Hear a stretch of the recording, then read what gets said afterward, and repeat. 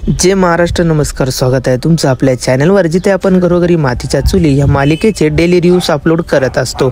आणि आज देखील आपण घरोघरी मातीच्या चुली या मालिकेचे पुढील भागाचा एक जबरदस्त असा रिव्ह्यू बघणार आहोत। तर यामध्ये नानांनी येऊन ऐश्वर्याच्या प्लॅनवर पाणी फिरवत मेहंदीचा कार्यक्रम रद्द केला असतो व त्यानंतर ऐश्वर्या खूपच रागामध्ये असते आणि ऋषिकेशला म्हणते, हे लग्न जर झालं नाही तर तुमच्या लाडक्या जानकीची आई वाचणार नाही, ही काळ्या दगडावरची रेख आहे, जाऊन सांगा तुमच्या बापाला।